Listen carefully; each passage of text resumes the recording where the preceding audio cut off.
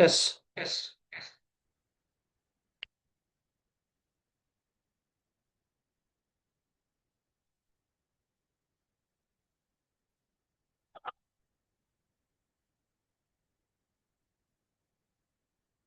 Hmm.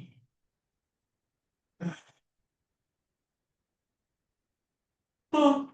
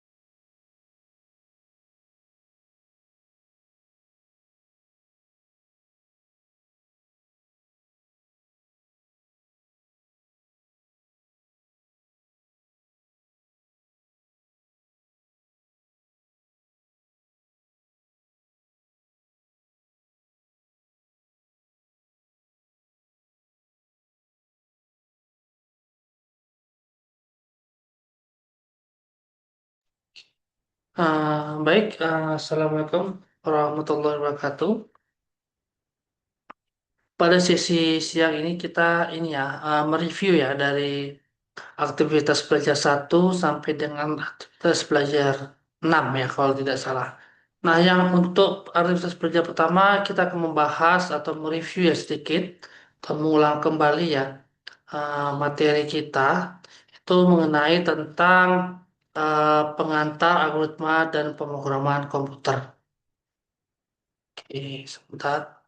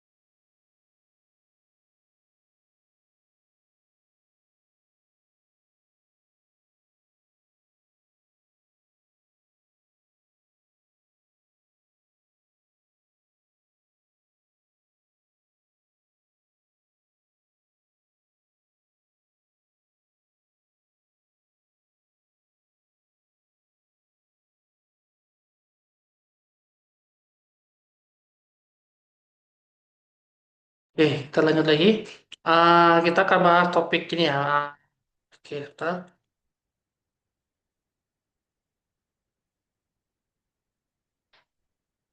topik tentang ini ya, tentang pengantar algoritma dan pemrograman komputer.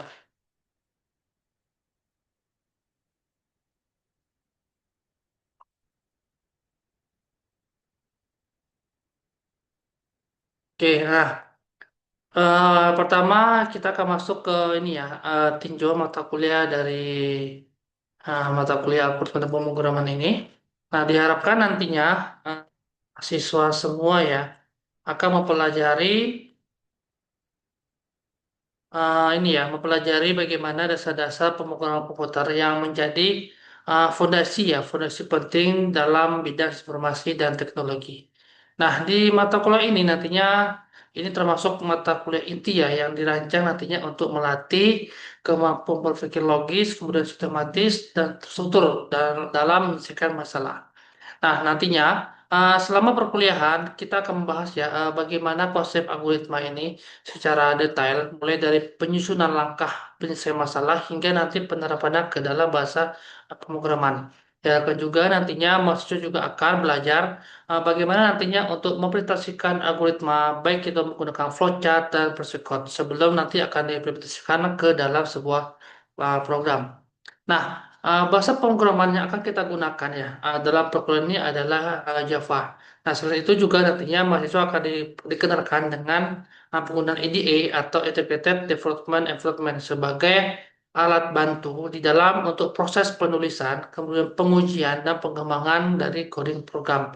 Nah, mata kuliah ini memiliki bobot itu 3 SKS dan nantinya akan disertai beberapa kegiatan seperti praktikum untuk membantu mahasiswa memahami materi secara langsung melalui latihan dan pembuatan program sederhana.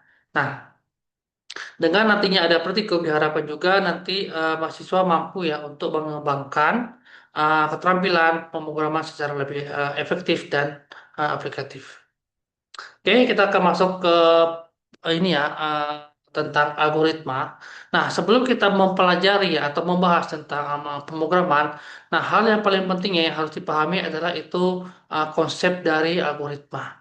Nah, algoritma ini merupakan sebuah langkah-langkah atau urutan proses yang disusun secara logis dan sistematis ya untuk menyelesaikan suatu masalah sehingga nanti akan menghasilkan sebuah output dengan tujuan tertentu gitu ya. Nah, di dalam kehidupan sehari-hari ini sebenarnya kita sering ya menggunakan algoritma tanpa kita sadari sendiri. Nah, misalnya adalah kita membuat kopi atau memasak ya, kemudian ada proses login ke aplikasi atau cara mencari alamat ya menggunakan petani kita atau map. Nah, semua ini dilakukan dengan urutan langkah yang jelas dan teratur. Nah, di dalam dunia pemrograman, nah algoritma ini menjadi pondasi awal ya atau dasar utama ya sebelum kita menulis coding program. Nah, program yang baik ini dia berasal dari algoritma yang baik. Oleh karena itu, pada mata kuliah ini nanti diharapkan mahasiswa ya outputnya itu adalah dia bisa menghasilkan menganalisis ya suatu permasalahan, kemudian bagaimana menyusun langkah penyelesaian secara sistematis, kemudian membuat flowchart dan proses code dan mengimplementasikan algoritma ke dalam bahasa pemrograman Java gitu ya. Nah, diharapkan juga nantinya ya, dengan kita memahami algoritma, diharapkan juga mahasiswa mampu ya untuk berpikir lebih logis, kemudian terstruktur dan efektif di dalam untuk menyelesaikan berbagai permasalahan ya, kompetisi maupun permasalahan sehari-hari. Oke, kemudian di sini pada slide berikutnya ini merupakan contoh paling sederhana ya penerapan algoritma di dalam kehidupan sehari-hari, yaitu proses untuk menentukan bagaimana caranya kita pergi ke Bogor gitu ya, tujuan akhirnya sama yaitu ke Bogor. Nah, di sini terdapat beberapa pilihan kendaraan yang bisa kita gunakan. Ya, kita bisa menggunakan kereta api ya, lalu ada taksi, kemudian bisa kita naik angkot. Nah, di contoh ini kita dapat memahami ya bahwa algoritma ini merupakan urutan atau langkah ya untuk mencapai tujuan tertentu. Nah, walaupun tujuannya sama, setiap setiap pilihan dia memiliki proses, waktu, kemudian biaya dan efisiensi yang berbeda-beda kalau kita menggunakan tiga transportasi tersebut gitu ya. Nah, di dalam dunia pemrograman kondisi ini sering terjadi gitu ya. Nah, sering kita jumpai atau sering terjadi. Nah, suatu masalah ini dapat kita selesaikan dengan berbagai cara atau algoritma. Namun, seorang programmer dia harus memilih solusi yang paling efektif dan efisien sesuai dengan kebutuhannya, gitu ya. Nah, melalui contoh sederhana ini nantinya juga mahasiswa diharapkan ya dia dapat memahami bahwa si algoritma ini digunakan nantinya untuk menyelesaikan masalah ya. Kemudian satu masalah ini bisa memiliki banyak solusi. Nah, setiap solusi dia akan memiliki kelebihan dan kekurangan ya. Kemudian ada pemilihan algoritma yang tepat sangat penting di dalam pemrograman. Nah, konsep inilah yang nantinya akan diterapkan di dalam atau saat kita akan membuat program komputer menggunakan pemrograman Java. Oke, kemudian, nah setelah tadi kita sudah mengenal apa itu algoritma, maka langkah berikutnya kita akan memahami apa yang dimaksud itu dengan program dan bahasa pemrograman, atau bahasa pemrograman. Nah, program ini merupakan sekumpulan instruksi atau perintah yang ditulis menggunakan bahasa tertentu, ya, bahasa tertentu agar dapat nantinya dimengerti dan dijalankan oleh komputer untuk menyelesaikan suatu tugas ya atau menghasilkan suatu output yang diinginkan. Nah, komputer dia tidak dapat memahami bahasa manusia secara langsung. Oleh karena itu, maka diperlukan bahasa pemrograman sebagai media komunikasi antara manusia dengan si komputer. Nah, bahasa pemrograman digunakan ini untuk menerjemahkan logika dan algoritma yang telah dibuat menjadi bentuk kode program yang dapat diproses oleh sistem komputer. Nah, disinilah ini ya, pada mata kuliah inilah ya bahasa pemrograman digunakan itu adalah Java. Ya, nah dengan menggunakan Java nantinya mahasiswa juga akan belajar bagaimana nantinya untuk menulis instruksi program, lalu bagaimana untuk memahami struktur dari dasar pemrograman, lalu mengelola input dan output, kemudian membuat logika percabangan dan perulangan, lalu bagaimana untuk menyelesaikan permasalahan sederhana menggunakan coding program. Kemudian memahami ya atau melalui pemahaman konsep program dan bahasa pemrograman nanti juga diharapkan mahasiswa mampu untuk mengembangkan kemampuan berpikir komputasional serta membangun aplikasi sederhana secara terstruktur dan ini ya Sistematis. Oke, sahabat bergabung ya untuk Agus ya. Oke, kemudian kita akan masuk ke slide ke 6 ya. Keenam di sini bahasa pemrograman ini merupakan bahasa formal ya, bahasa formal yang digunakan nantinya untuk memberikan sebuah instruksi ya, sebuah instruksi kepada si komputer. Nantinya dia agar dapat untuk menjalankan suatu tugas dan menghasilkan keluaran sesuai dengan yang diinginkan gitu ya. Nah, dengan bahasa pemrograman nantinya manusia ini dapat untuk berkomunikasi ya, berkomunikasi dengan komputer melalui kode-kode tertentu yang nanti akan memiliki beberapa aturan penulisan ataupun sintaks. Nah, di gambar ini kita akan melihat ya, pemrograman ini akan dibagi ya menjadi beberapa tingkat. Yang pertama itu adalah bahasa pemrograman tingkat rendah atau mesin. Nah, ini merupakan bahasa yang dekat dengan mesin atau perangkat keras komputer gitu ya. Nah, biasanya ini bahasa ini sulit dipahami oleh manusia karena dia menggunakan kode binar ataupun instruksi mesin. Jadi bisa dikategorikan ini bahasa tingkat rendah yang sangat sulit untuk dimengerti oleh di manusia. Lalu yang kedua ini ada bahasa pemrograman menengah. Gitu ya. Nah, ini merupakan bahasa yang dapat berinteraksi ya dengan perangkat keras namun dia tetap lebih mudah dipahami oleh si programmer. Contohnya apa? Misalnya contohnya bahasa C. Lalu kita akan masuk ke tingkat tiga yaitu bahasa pemrograman tingkat tinggi. Nah, ini merupakan bahasa yang paling mudah dipahami ya oleh manusia karena dia menggunakan sintak itu yang lebih sederhana dan terstruktur. Contohnya apa? Contohnya itu ada banyak sekali ya bahasa pemrograman seperti ada Java, kemudian Python, Delphi, dan lain sebagainya. Nah, oke. Nah, kemudian diharapkan juga nantinya ya di mata kuliah ini kita akan coba ya menggunakan bahasa pemrograman Java ya yang termasuk itu kategori bahasa tingkat tinggi. Kenapa Java itu dipilih? Karena poin pertama itu dia mudah dipelajari ya untuk si pemula. Kemudian dia memiliki berbagai macam struktur program yang cukup jelas. Lalu banyak digunakan dalam pengembangan aplikasi. Lalu mendukung mendukung konsep pemrograman modern. Kemudian juga nantinya juga ini ya melalui pembelajaran bahasa pemrograman nanti mahasiswa juga diharapkan mampu untuk menerjemahkan algoritma menjadi program yang dapat dijalankan oleh komputer ya untuk menyelesaikan berbagai permasalahan secara efektif dan sistematis. Oke, kemudian kita akan masuk ke ini ya, programmer. Nah, programmer ini merupakan seseorang yang secara profesional, yang artinya dia akan bertanggung jawab dalam berbagai macam kegiatan, baik itu pembuatan, kemudian ada pengembangan dan pemeliharaan perangkat lunak ataupun nanti aplikasi gitu ya. Nah, seorang programmer ini dia akan bekerja dengan menggunakan bahasa pemrograman untuk menerjemahkan algoritma dan logika menjadi sebuah program yang dapat dijalankan oleh si komputer. Nah, selain menulis coding program, biasanya nih programmer juga akan bertugas ya untuk dia menganalisis masalah, lalu akan melakukan pengujian program, lalu ada memperbaiki kesalahan atau debug ya, serta nantinya akan memastikan bahwa aplikasi tersebut dia dapat berjalan dengan baik sesuai dengan kebutuhan si pengguna gitu ya. Nah, dalam perkembangan teknologi saat ini, biasanya nih programmer ini memiliki peran yang penting ya dalam berbagai bidang ya seperti dia bisa membuat website, kemudian aplikasi berbasis mobile, game, dan lain sebagainya. Oke, kemudian kita akan masuk ke ini ya, namanya ekspresi atau representasi algoritma. Nah, RPC atau representasi algoritma ini merupakan uh, cara menggambarkan bagaimana langkah-langkah untuk penyelesaian masalah agar lebih mudah dipahami sebelum diterapkan ke dalam bahasa pemrograman.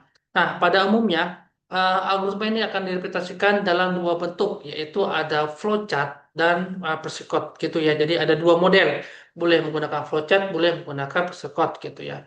Nah, untuk flowchart ini merupakan representasi algoritma dalam bentuk diagram atau simbol-simbol tertentu yang menunjukkan alur proses secara visual. Nah, dengan menggunakan flowchart nantinya ya ada beberapa langkah atau urutan bagaimana kita untuk menyelesaikan masalah. Ini dapat kita lihat dengan lebih jelas dan sistematis gitu ya. Nah, sedangkan untuk persekot ini biasanya merupakan penulisan algoritma yang menggunakan bahasa sederhana yang menyerupai bahasa pemrograman. Namun, sini dia bilang ya tidak terikat ya pada aturan sintak ya bahasa pemrograman tertentu. Nah, persekot ini dia digunakan nantinya untuk menggambarkan logika program agar lebih mudah untuk dipahami sebelum nantinya akan diubah menjadi kode program sebenarnya. Nah, melalui representasi kedua ini nantinya juga diharapkan ya mahasiswa dapat memahami ya alur logika pemecahan masalah secara terstruktur sehingga nanti akan mempermudah bagaimana untuk proses pembuatan program menggunakan bahasa pemrograman seperti Java. Jadi ada dua ya, ada flowchart, kemudian ada persekot. Jadi kita bisa menggunakan kedua-duanya. Kemudian di sini juga ya dijelaskan algoritma ini dia memiliki beberapa ciri utama ya, yaitu memiliki ada apa namanya ada input dan ada output gitu ya. Nah, kemudian ada terdapat juga proses atau langkah-langkah penyelesaian. Nah, ini disusun ya secara logis dan sistematis untuk menghasilkan keluaran tertentu gitu ya. Dan kemudian dia juga memiliki sebuah instruksi yang jelas ya serta mempunyai titik berhenti ya, yang disebut dengan stopping rule gitu ya sehingga nantinya proses itu dapat selesai dengan baik. Nah, ciri-ciri tersebut ini merupakan atau menunjukkan ya bahwa algoritma ini dibuat secara terstruktur nantinya agar mudah dipahami dan diterapkan dalam penyelesaian masalah. Lalu eh, setelah kita mempelajari algoritma, dia juga akan memberi banyak manfaat untuk kita gitu ya, terutama di dalam dunia pemrograman dan teknologi informasi. Nah, dengan belajar algoritma nantinya mahasiswa juga dapat ya untuk meningkatkan kemampuan ya berpikir logis dan sistematis gitu ya, melatih juga kemampuan analisis dalam menyelesaikan masalah gitu ya, serta nantinya akan membantu bagaimana atau menemukan solusi secara lebih cepat dan efisien. Nah, oleh karena itu pemahaman tentang algoritma ini menjadi pondasi awal dari mahasiswa ya dalam mempelajari pemrograman komputer dalam pengembangan aplikasi. Jadi sebelum kita membuat aplikasi, alangkah baiknya kalau kita memahami terlebih bagaimana penyusunan algoritma, gitu ya. Oke, kemudian, nah di sini ada beberapa pedoman ya, pedoman atau dalam penyusunan algoritma. Nah, sebenarnya dia tidak ada aturan baku ya, aturan baku yang harus kita ikuti secara mutlak gitu ya. Namun, sebuah algoritma yang baik ini harus memenuhi beberapa syarat ya, syarat agar dapat digunakan nantinya untuk menyelesaikan masalah secara benar dan efektif. Nah, apa syarat-syaratnya? Syarat pertama itu adalah input gitu ya. Input ini data ya atau nilai yang digunakan nantinya sebagai masukan dalam proses penyelesaian masalah. Kemudian itu ada output gitu ya. Nah, output ini nantinya itu hasil akhir yang akan diperoleh setelah proses dilakukan. Lalu selanjutnya ada namanya definiteness. Ini misalnya artinya ini ya setiap langkah atau instruksi yang dibuat ini dia harus jelas atau detail, tidak membingungkan dan mudah dipahami oleh yang lain. Nah, selain itu juga algoritma juga harus memiliki yang namanya finiteness. Nah, ini merupakan proses yang dilakukan nantinya dia harus memiliki titik akhir atau berhenti setelah sejumlah langkah tertentu. Nah, kemudian yang terakhir itu ada namanya effectiveness. Nah, ini merupakan langkah dalam algoritma ini harus dapat dikerjakan secara real, kemudian sederhana dan mampu memberikan hasil yang sesuai dengan tujuan penyelesaian masalah. Gitu ya. Nah, kelima ini merupakan syarat-syarat ya, syarat-syarat bagaimana algoritma ini dapat disusun secara lebih terstruktur, efisien dan mudah diterapkan ke dalam bahasa pemrograman. Oke, kita masuk ke berikutnya ya. Kita akan masuk ke tentang struktur dasar algoritma. Nah, kita akan masuk ke sekuensial. Nah, algoritma sekuensial ini merupakan algoritma yang langkah-langkah instruksinya ini akan dikerjakan secara berurutan ya, mulai dari awal sampai dengan akhir gitu ya. Nah, pada jenis algoritma ini setiap perintah dia harus dijalankan sesuai urutannya gitu ya, sesuai urutannya dan tidak boleh ada langkah yang dilewati karena setiap proses ini akan saling berkaitan untuk menghasilkan output yang benar. Nah, contohnya adalah seperti ini ya. Apabila sebuah algoritma memiliki 20 langkah, maka seluruh langkah tersebut dia harus dikerjakan secara berurutan, mulai dari langkah pertama sampai dengan langkah ke-20. Itu ya, tanpa kita harus melompati satu langkah pun. Nah, jika ada langkah yang kita lewati, maka proses tersebut dapat mengalami kesalahan ataupun nanti hasil yang diperoleh tidak sesuai dengan tujuan yang kita inginkan. Nah, inilah pentingnya ya konsep dari sequential ya. Ini merupakan bentuk dasar di dalam penyusunan algoritma yang sangat penting dipahami sebelum mempelajari bagaimana sebuah struktur algoritma yang lainnya seperti percambangan dan perulangan. Oke, nah di sini ada contoh ya, contoh dalam flowchart dan persekot. Nah, contoh ini ya, ini apa ya namanya ya? Contoh ini proses ini yang dilakukan secara berurutan ya, secara berurutan untuk menghitung penjumlahan dua buah nilainya itu ada nilai A dan nilai B. Nah, untuk di flowchart ini alur akan dimulai dengan tombol start. Kemudian dia akan membaca nilai A dan nilai B. Dilanjutkan lagi dengan proses penghitung itu ada ini ya sum sama dengan A plus B. Lalu hasilnya akan ditampilkan. Dan diakhiri dengan N, menandakan bahwa proses sudah selesai gitu ya. Jadi ada tombol start, kemudian um, mengenalkan dua buah nilai, proses, kemudian ada output, dan akhirnya menandakan dia sudah berhasil gitu ya. Nah, kemudian untuk yang berikut ya, kalau yang untuk berikut ya hampir ini ya agak jauh berbeda ya tampilannya. Yang berikut ini akan dimulai seperti ini ya. Nah, mulai, kemudian dia memasukkan nilainya, nilai A dan nilai B, kemudian menghitung nilainya A plus B, lalu ada cetak, cetak sum, kemudian selesai, gitu ya. Nah, dari kedua contoh ini kita dapat memahami ya bahwa algoritma sekuensial ini akan mengharuskan setiap instruksi ini dijalankan sesuai dengan aturan, gitu ya. Nah, jika ada satu langkah yang dilewati, maka proses perhitungan tidak akan menghasilkan sebuah output yang benar. Nah, oleh karena itu, urutan langkah dalam algoritma sangat penting ya untuk memastikan program ini dapat berjalan dengan baik dan sesuai dengan tujuan, gitu ya. Jadi kalau kita masukkan start, kemudian ada input nilai A, ini kita lewatin, nah dia akan error. Kebaca sini ya A plus B. B-nya apa? Tidak apa? Tidak kita kenalkan. Nah, makanya kita harus step by step satu persatu ya, jangan sampai ada yang kelewat. Oke, kemudian kita akan masuk ke seleksi. Nah, seleksi ini ya di dalam algoritma ini digunakan nantinya untuk ketika ini ya suatu permasalahan ya, ini memiliki dua atau lebih alternatif ya penyelesaian atau pengambilan keputusan. Nah, pada struktur seleksi ya program yang akan memilih ya memilih tindakan tertentu berdasarkan kondisi atau syarat yang diberikan. Nah, jika kondisi terpenuhi maka instruksi tertentu akan dijalankan. Sedangkan jika kondisi tidak terpenuhi maka program dia dapat menjalankan instruksi yang lainnya. Nah, konsep inilah konsep sesi ini sangat penting yang digunakan nantinya di dalam pemrograman. Nah, terutama untuk menentukan keputusan ya berdasarkan suatu kondisi. Contohnya seperti apa? Contohnya seperti ini ya untuk menentukan apakah seorang mahasiswa lulus atau tidak ya berdasarkan nilai. Atau juga bisa untuk menentukan bilangan ini apakah ganjil atau genap ya. Bisa juga seperti itu atau menentukan diskon berdasarkan jumlah pembelian gitu ya. Nah, di dalam bahasa pemrograman, struktur seleksi ini biasa menggunakan perintah seperti ada if else, dan switch gitu ya. Nah, dengan adanya seleksi nantinya program dia dapat bekerja lebih dinamis karena dia mampu akan memberikan hasil yang berbeda sesuai dengan kondisi yang dihadapi. Nah, di sini ada contoh ya. Contoh bagaimana penggunaan struktur seleksi dalam bentuk flowchart dan persekot gitu ya. Nah, di contoh ini ya program digunakan untuk menentukan apakah seseorang yang diperbolehkan menonton berdasarkan usia yang dimasukkan. Nah, proses dimulai dengan menginputkan usia ya. Kemudian program akan melakukan pengecekan kondisi ya, apakah usianya lebih dari 17 iya atau tidak gitu ya. Maka kalau jika kondisinya benar iya, maka program akan menampilkan ini Anda boleh menonton.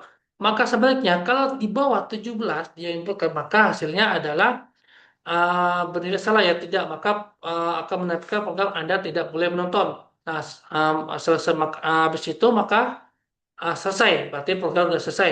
Nah, contoh ini menunjukkan ya bahwa struktur seleksi ya digunakan nanti untuk pengambilan keputusan berdasarkan kondisi tertentu.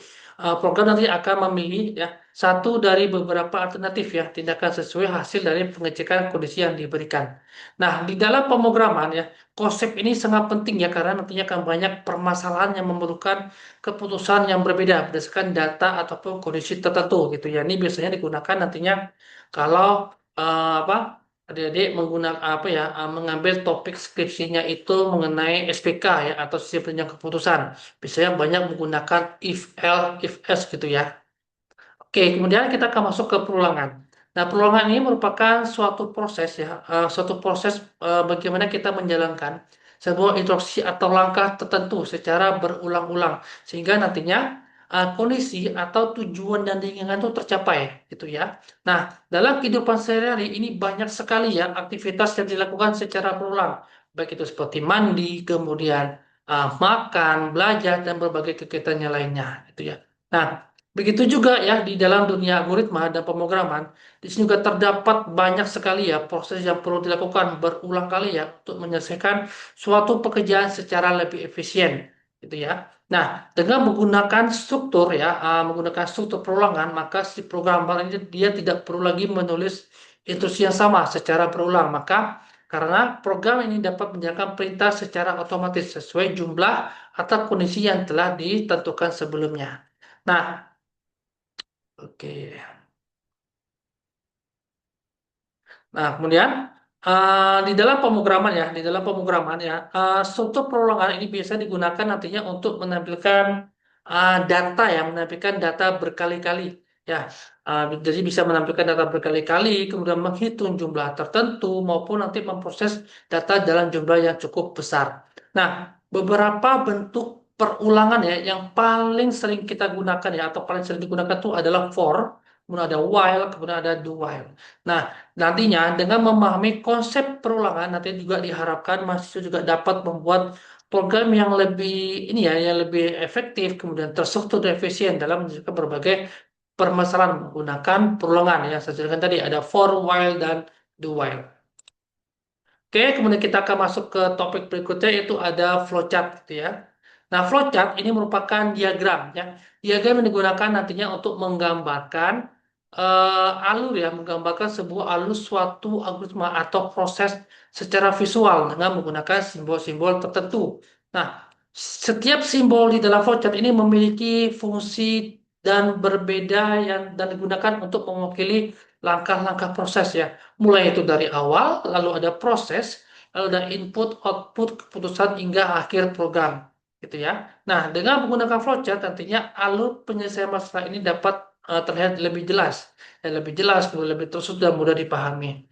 Nah, flowchart juga akan membantu ya si programmer atau si pengguna ya untuk memahami bagaimana urutan proses itu sebelum algoritma diterapkan ke dalam bahasa pemrograman, gitu ya. Nah, di dalam pembuatan program, flowchart ini sangat bermanfaat ya karena nanti dapat mempermudah, yang mempermudah untuk menganalisis masalah, kemudian membantu menemukan kesalahan logika, serta nanti menjadi pedoman di dalam penulisan coding program.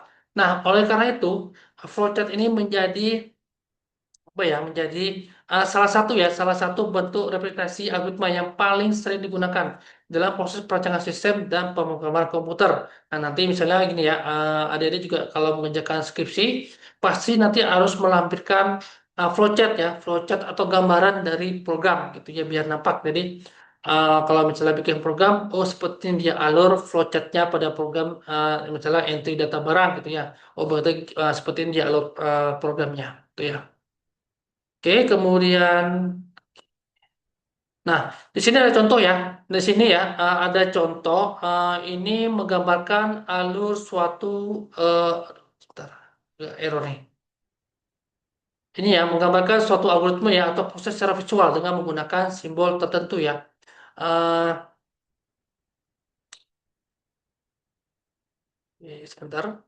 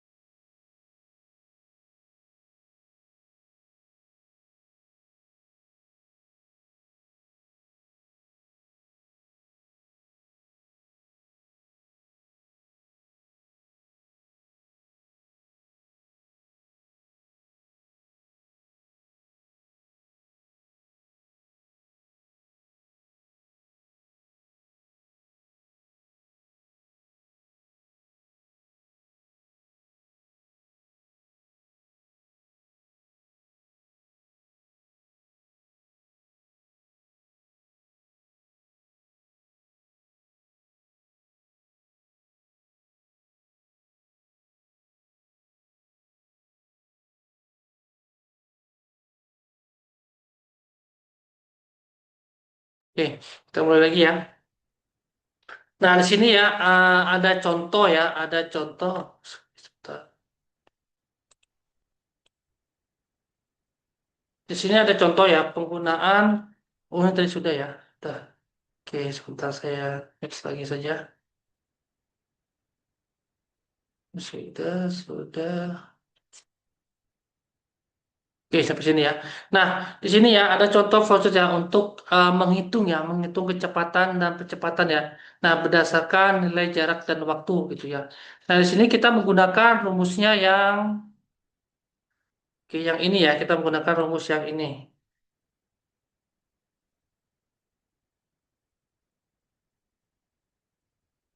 Oke,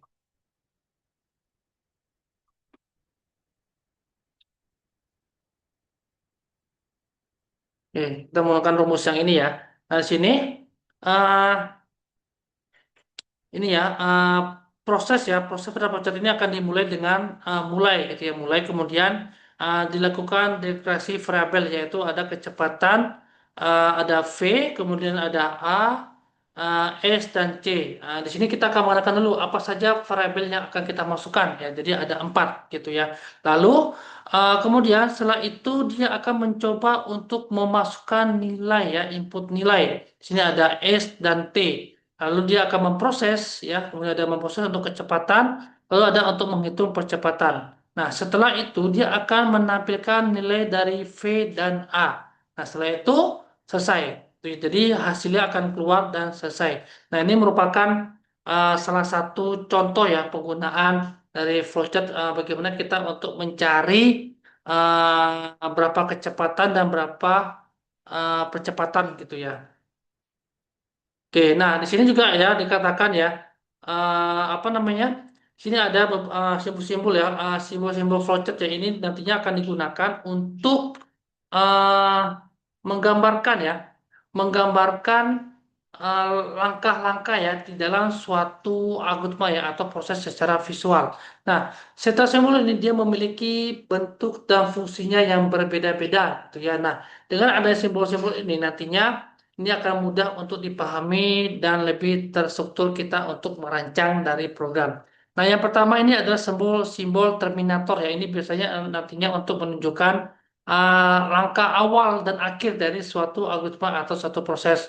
Nah, simbol ini biasanya digunakan nanti untuk ini ya, untuk mulai dan selesai. Berarti kita menggunakan simbol ini. Kemudian yang kedua itu ada preparation. Nah, ini bisa digunakan nantinya untuk proses ya, proses deklarasi ataupun nanti inisiasi variabel maupun tipe data sebelum program akan dijalankan. Contohnya seperti apa? Itu yang saya bilang tadi ada variabelnya apa? Itu ya A, V, S, T gitu ya. Selanjutnya ada data. Ya, data ini digunakan nantinya untuk proses input dan output seperti memasukkan data atau nanti akan menampilkan suatu hasil proses. Nah, simbol ini akan menunjukkan sebuah aktivitas yang berkaitan dengan data yang akan digunakan. Lalu ada proses. Nah, ini merupakan simbol yang digunakan nantinya untuk menunjukkan bagaimana proses pengolahan data dan perhitungan tertentu. Ya, jadi rumusnya, jadi kalau memasukkan rumus atau proses di sini ya, menggunakan simbol yang ini. Oke, kemudian di sini ada simbol decision ya, decision atau keputusan. Nah, ini biasanya ini berbentuk belah ketupat ya. Jadi nantinya digunakan nanti untuk menentukan pilihan atau keputusan berdasarkan suatu kondisi tertentu. Nah, simbol ini biasa digunakan pada proses pencabangan seperti kondisi benar atau salah atau yes or no seperti yang tadi ya kasus tentang apa usianya sudah berapa, apakah 17 tahun atau belum gitu ya. Lalu ada namanya konektor. Nah, ini biasanya ini digunakan nantinya untuk menyambungkan aliran flowchart yang terputus karena keterbatasan ruang pada halaman kerja. Nah, dengan konektor ini nantinya alur flowchart akan dilanjutkan ke bagian atau halaman lain tanpa membuat diagram menjadi lebih rumit. Contohnya seperti apa? Misalnya kita main flowchart nih di kertas, kemudian rupanya udah sampai bawah nih. Sudah sampai bawah, supaya masih ada kelanjutan lagi. Kita menggunakan yang ini. Di halaman berikutnya lagi, kita tambahkan lagi simbol yang seperti ini. Itu ya maksudnya. Lalu ada arrow atau tanda panah. Ini nantinya akan berfungsi untuk menunjukkan bagaimana arah proses dari satu simbol ke simbol lainnya. Ya, nah, tanpa panah nantinya apa? Tanpa panah ini membantu apa? Tanda panah ini akan membantu ya untuk memperjelas bagaimana urutan langkah-langkah di dalam algoritma sebagai sehingga nanti akan ini ya akan untuk mudah diikuti bagaimana alurnya. Lalu ada delay. Nah, ini bisa digunakan nanti untuk menunjukkan adanya penundaan atau waktu tunggu di dalam suatu proses. Nah, biasanya simbol ini digunakan nantinya untuk ini ya ketika program atau sistem ini dia harus menunggu ini ya menunggu proses tertentu ya sebelum melanjutkan ke langkah berikutnya. Oke, nah di sini ada beberapa aturan ya. Nah, ini ada beberapa aturan ya, aturan dasar bagaimana kita mengembangkan suatu flowchart ya, agar alur algoritma ini dapat dipahami dengan baik dan tidak menimbulkan suatu kericuan atau kebingungan bagi si pengguna. Nah, di sini ada beberapa aturan ya, yang penting yang perlu diperhatikan ya dalam pembuatan flowchart ya, supaya nantinya proses yang digambarkan ini akan menjadi jelas, lebih rapi dan sistematis. Oke, nah yang pertama itu adalah ini, ya, di dalam menggambar flowchart ya semua langkah dan peserta proses ini harus disusun dalam urutan yang logis sesuai dengan alur dalam penyelesaian masalah. Ya, kedua adalah diagram ini harus ini ya harus dibuat secara rapi, jelas dan mudah diikuti agar nantinya tidak menimbulkan sebuah ambigu atau kesalahan dalam memahami suatu proses.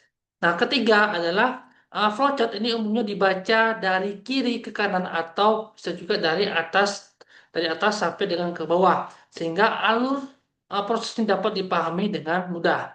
Keempat adalah simbol proses ini hanya memiliki satu garis ya, satu garis aliran keluar yang menunjukkan kelanjutan langkah berikutnya. Kelima ini adalah simbol keputusan. Ini hanya terdapat satu garis aliran masuk, tetapi dia memiliki dua garis aliran keluar yang menunjukkan kemungkinan hasil kondisi seperti true, false, atau ya dan tidak. Keenam atau terakhir ini merupakan simbol terminal yang digunakan nanti sebagai tanda mulai dan selesai ya. Jadi dia hanya memiliki satu garis aliran saja, baik masuk maupun dia keluar, itu ya. Nah, ini merupakan ya beberapa aturan bagaimana kita membuat suatu flowchart. Ya, ini ada aturannya. Aturan satu sampai dengan 6-nya ini yang harus kita pahami betul ya bagaimana untuk menyusun algoritma di dalam pemrograman komputer nantinya. Oke, kemudian kita akan masuk ke pedoman dasar ya, bagaimana membuat flowchart yang baik dan benar. Nah, pedoman dasar ya dalam flowchart ini sangat penting ya nantinya untuk diperhatikan ya bahwa agar ya diagram alur yang dibuat ini dapat dipahami dengan mudah dan menggambarkan bagaimana proses algoritma secara benar. Nah, di dalam penyusunan algoritma setiap langkah ini harus disusun secara logis sesuai dengan urutan proses penyelesaian masalah, itu ya. Nah, semua kebutuhan proses mulai dari deklarasi variabel, kemudian input data, lalu ada proses perhitungan hingga output dia harus ditampilkan secara lengkap dan sistematis, gitu ya. Nah, selain itu juga ya apa namanya flowchart dia harus dibuat dengan rapi, jelas dan mudah diikuti sehingga nantinya tidak menimbulkan sebuah ambigu atau apa di dalam memahami alur program. Nah, penggunaan simbol ini juga harus sesuai dengan fungsi masing-masing agar flowchart dapat dibaca dengan benar oleh si pengguna maupun si penggambar lain. Jadi kita harus hafal betul ya kapan kita harus menggunakan simbol-simbol yang ini. Jadi jangan sampai salah kita menggunakan simbol nanti disalahartikan pula sama si pembuat programnya. Nah, di gambar ini ya ditunjukkan ya contoh flowchart yang baik dan yang tidak baik gitu ya. Nah, flowchart yang salah ini melakukan proses perhitungan tanpa adanya suatu deklarasi variabel dan input data terlebih dahulu gitu ya. Nah, sedangkan yang benar flowchart dimulai dari tanda mulai, kemudian dikenakan variabelnya, kemudian ada input, kemudian ada proses dan lain sebagainya gitu ya. Nah, ini menunjukkan bahwa uh, penyusunan flowchart dia harus mengikuti aturan logika yang benar ya agar nantinya algoritma ini dapat berjalan dengan baik dan menghasilkan suatu output sesuai dengan tujuannya. Oke, nah ini ya yang saya jelaskan tadi ya. Bagaimana kalau kita membuat suatu flowchart tiba-tiba di halaman halaman pertama kita di kata itu tidak cukup ya. Terpaksa harus kita menggunakan simbol yang ini ya untuk menandakan oh berarti ada proses lagi selanjutnya. Makanya kita kembali lagi di halaman berikutnya. Rupanya prosesnya seperti ini. Nah, ini merupakan penggunaan dari simbol yang ini ya, yang udah saya jelaskan tadi ya, penggunaannya untuk apa gitu ya. Nah, ini implementasinya seperti ini. Oke, kemudian kita akan masuk ke persekut ya. Ini merupakan sebuah deskripsi ya, deskripsi singkat ya, singkat dan sederhana ya dari suatu algoritma yang ditulis menggunakan bahasa yang mudah dipahami oleh si manusia gitu ya.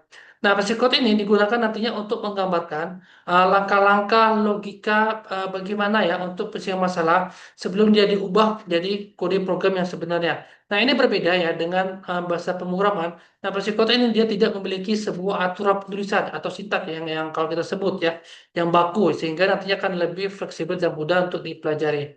Nah, apa saja sih tujuan utama ya dari psikotes ini adalah nantinya membantu si pihak programmer untuk memahami bagaimana alur logika program dia tanpa harus langsung menuliskannya ke dalam bahasa pemrograman tertentu gitu ya. Nah, oleh karena itu nantinya si psikotes ini dia lebih dikhususkan pada urutan ya, urutan proses dan logika penyelesaian masalah, bukan pada aturan teknis dari bahasa pemrograman, gitu ya. Jadi, psikot ini ya biasanya ini ditulis yang menggunakan bahasa sehari atau campuran ya istilah pemrograman sederhana seperti bahasa Indonesia ataupun nanti bahasa Inggris. Nah, karena apa? Karena ditujukan nantinya untuk dibaca oleh si manusia. Nah, psikot ini dia tidak dapat dijalankan secara langsung oleh komputer atau dikompil, itu ya dengan menggunakan si psikot ini nantinya juga mahasiswa juga dapat yang mudah bagaimana untuk merancang algoritma, kemudian memahami alur program dan serta mengurangi berbagai macam kesalahan logika ya sebelum program tersebut diimplementasikan ke dalam bahasa pemrograman Java. Oke, nah di sini ada beberapa ya aturan bagaimana cara menulis dan bagaimana struktur dari si persekutuan tersebut. Di sini ada tiga ya. Nah, bagian pertama itu ada judul gitu ya. Nah, judul ini nanti akan berisi itu ada nama program, kemudian ada nama algoritma ataupun nanti ada nama kelas. Nah, pada bagian ini biasanya juga ditambahkan penjelasan singkat mengenai apa tujuan ataupun apa masalah yang akan diselesaikan oleh si program. Nah, tujuan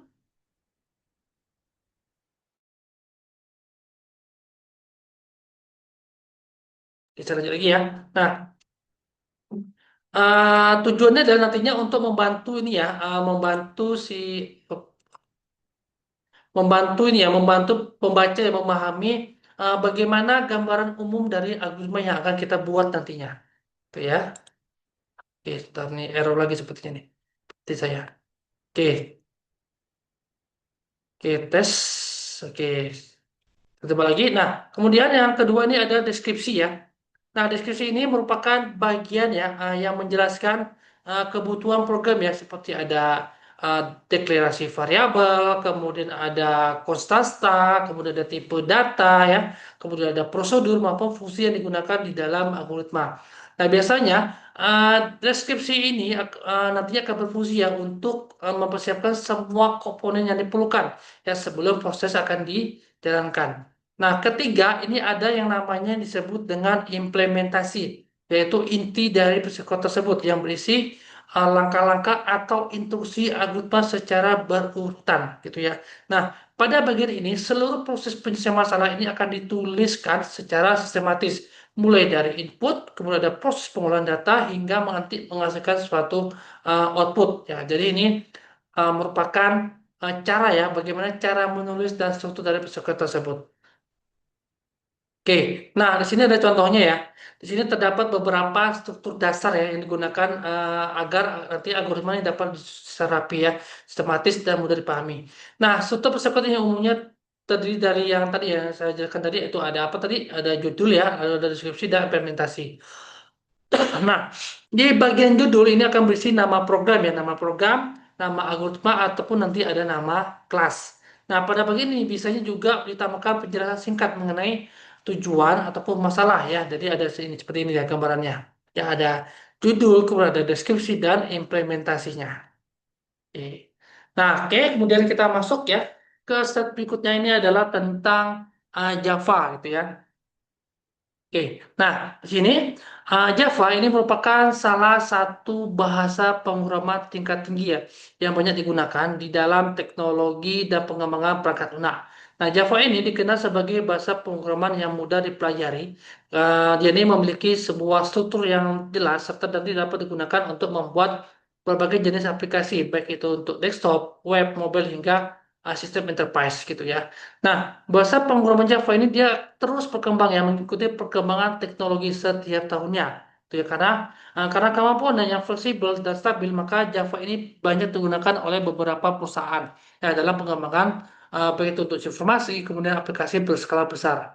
Nah, selain itu juga Java juga terkenal memiliki beberapa efisien yang baik ya dari segi waktu kemudian pengembangan maupun biaya dan pembelian aplikasi. Nah, keunggulannya adalah Java ini dia memiliki beberapa dukungan komunitas ya yang sangat luas, kemudian juga banyak juga programmer, lalu ada beberapa dokumentasi, lalu ada forum diskusi serta sumber belajar yang dapat membantu pengguna dalam mempelajari dan mengembangkan aplikasi menggunakan Java.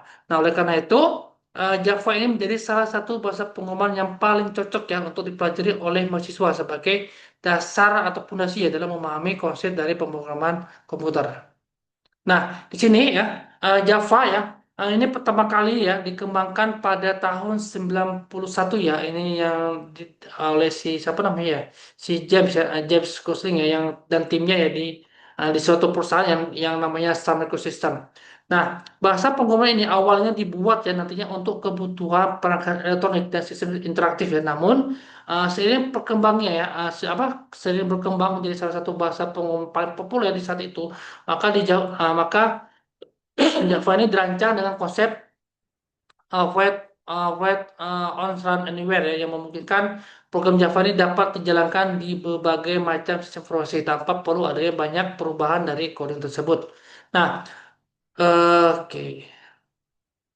Nah, program Java ini sejalan ya dengan perkembangan teknologi ya dari waktu ke waktu ya. Ini di sini dijelaskan pada tahun 1980 dan lain sebagainya gitu ya. Ini merupakan sejarah perkembangan dari teknologi Java. Oke, kemudian kita masuk ke ini ya, ada konsep pemrograman ya. Nah, di sini di konsep pemrograman ini dia terbagi dua ya, ada yang terstruktur dan OOP, gitu ya. Nah, di terstruktur ini pendekatan pemrograman yang menggunakan berbagai macam urutan ya atau step by step atau langkah-langkah ya, langkah-langkah logis untuk terstruktur untuk menyelesaikan suatu masalah. Lalu ada OOP. Nah, OOP ini pendekatan pemrograman yang berbasis objek ya, yang nantinya dia akan menggabungkan data ya atau kita sebut dengan atribut, kemudian ada fungsi atau metode dalam satu kesatuan yang disebut dengan objek nantinya. Oke, nah di sini OP atau Object Oriented Programming ini merupakan bahasa yang terdapat di Java ya. Di situ nanti dia terdiri dari ada kelas, kemudian ada pewarisan, lalu ada enkapsulasi, lalu ada abstraksi dan polimorfisme. Nah, ini akan kita bahas ya pada tuh web berikutnya lagi. Apa sih yang membedakan antara kelas, pewarisan, enkapsulasi, dan abstraksi dan polimorfisme gitu ya. Nah, di sini pada ini ya, di poin pertama ya ada objek atau kelas ya. Nah, objek ini merupakan apa? Objek ini merupakan bagian dasar ya atau bagian terkecil ya di dalam pemrograman yang memiliki berbagai macam sifat, kemudian karakteristik serta perilaku tertentu gitu ya. Nah, objek ini biasanya digunakan nantinya untuk mempresentasikan suatu benda atau entitas nyata di dalam program komputer sehingga nantinya program ini dapat dibuat lebih terstruktur dan mudah untuk dikembangkan gitu ya. Nah, setiap project ini akan memiliki sebuah atribut atau properti yang disebut sebagai namanya state atau status. Nah, atribut ini nantinya akan digunakan nantinya untuk menyimpan suatu entitas atau nilai yang akan menggambarkan suatu kondisi dari objek tersebut. Nah, contohnya misalnya seperti ini, objeknya si mahasiswa. Ya. Si mahasiswa ini dia akan memiliki beberapa macam atribut ya, seperti itu ada nama, kemudian NIM, jurusan dan semester. Itu ya. Nah, selain atribut, objek juga dia memiliki suatu metode, memiliki metode yang berfungsi nantinya sebagai suatu tindakan yang dapat dilakukan oleh si objek. Nah, metode ini bisa digunakan nanti untuk menjalankan suatu proses tertentu ya, maupun nanti untuk mengakses atribut yang memiliki banyak objek. Contohnya seperti ini, objek si objek ini mahasiswa. dia dapat memiliki metode seperti belajar, kemudian mengerjakan tugas, ataupun nanti untuk menampilkan data dari mahasiswa. Nah, dengan menggunakan ya konsep dari objek di dalam OOP, nantinya programnya akan menjadi lebih modular dan kemudian mudah dipahami dan mudah dipelajari dan dapat digunakan kembali atau reusable dengan mengembangkan untuk mengembangkan perangkat lunak yang lainnya. Oke, kemudian, oke, sudah habis waktunya, materinya. Oke, mungkin itu saja ya review kita ya dari Artificial Belajar 1 dengan sampai dengan Artificial Belajar 6 tentang materi kita ya. Beberapa juga apa namanya tugas dan beberapa pertanyaan itu udah saya jawab semuanya. Kalau untuk tugas mungkin ada baru satu atau dua ya yang udah saya cek. Dari yang belum, nanti mohon ditunggu dulu ya. Nanti kalau ada saran dari saya untuk perbaiki, tolong diperbaiki ya, biar nilainya bisa maksimal gitu ya. Oke, sebelum saya tutup ya, ada yang mau bertanya silakan. Agus Sukarya atau apa? Kalau tidak ada, tidak apa-apa. Bisa tutup untuk pertemuan hari ini. Kita sambung lagi untuk minggu depan. Assalamualaikum Pak, izin bertanya Pak. Oke, silakan. Ini Pak, perkenalan dulu, saya Agus Sukarya Pak, Iya. dari PT Bandung. Saya Hmm. mau menanyakan tentang ini Pak, tentang pembuatan flowchart. Hmm. Nah, misalkan di dalam input itu ada beberapa inputan, misalkan ada dua inputan. Nah, Hmm. dalam simbol input itu, Hmm. nah masing-masing input itu ada mempunyai pencabangan gitu Pak, Hmm. decision ya Pak ya. Iya, iya. Nah, itu simbol inputnya itu bisa digabung, misalkan ada tiga input berarti dimasukkan input satu dua tiga, Hmm. kemudian lanjut ke pencabangannya atau masing-masing jadi input pencabangan input pencabangan input pencabangan Oh, seperti itu Pak. itu bisa beda kasus sih. Kalau misalnya kasus yang tadi kan, berarti cukup satu saja. Kalau misalnya inputnya cuma satu ya untuk menentukan apakah umurnya 17 atau tidak, dia keluar. Tapi kalau banyak kondisi, misalnya kan memungkinkan hal seperti itu. Ini saya manggil Pak Agus atau apa nih ya? Pak Agus saja ya. Agus saja Pak. Agus saja. Bisa jadi seperti itu sih, Agus. Tergantung kondisi yang akan Agus hadapi. Kalau misalnya kita menggunakan apa ya? Kalau tentang apa ya kayak sistem penyampaian keputusan dalam pemilihan karyawan itu kan ada banyak bermacam kriteria-kriteria yang harus diperlukan. Kalau kondisinya satu, mungkin nanti akan saya share ya, mungkin nanti di apa namanya di pertemuan berikutnya lagi akan saya share kapan kita akan menggunakan kondisi tertentu yang Agus bilang tadi ya. Kalau saya jelaskan secara ini juga apa namanya, kalau tidak ada contoh juga agak susah juga sih itu yang jelas dia akan berbeda-beda tuh Agus ya. Kalau kondisinya memungkinkan untuk banyak, ya kita bisa menggunakan banyak. Tapi kalau misalnya cuma satu saja, ya satu saja kita gunakan. Itu, Alex. Oke, satu lagi Pak, boleh? Iya, boleh. Untuk simbol ini Pak, konektor, nah Nah, apakah itu hanya digunakan untuk pindah halaman saja atau misalkan ada beberapa pencabangan karena ada banyak, misalkan katakanlah lima ya Pak ya, ada lima itu kan hmm, jadi banyak garis. Nah, ke hmm. selanjutnya itu apakah bisa pakai Oh, konektor itu Pak? bisa, bisa. Bisa, Pak. Jadi Bisa, bisa Agus. jadi satu gitu nanti ke Iya, bawah. sesuaikan misalnya kalau ada banyak if kan tahunya if-nya masih banyak lagi kan. Berarti kita bikin aja simbol konektor tuh di halaman berikutnya lagi. Jadi tidak harus, nah itu dia. Betul itu, bisa kita gunakan seperti itu. Oke, baik Pak, makasih. Oke, oke, oke itu saja ya, Agus. Nanti akan saya share ya nanti ya di apa di UT nanti berbagai macam kasus yang kursi yang Agus bilang tadi itu ya. Baik Pak, Oke, terima kasih ya Agus ya. Saya tutup ya untuk pertemuan hari ini. Kita sambung lagi beberapa hari lagi ya di web berikutnya lagi. Oke, Assalamualaikum warahmatullahi wabarakatuh. Waalaikumsalam warahmatullahi wabarakatuh.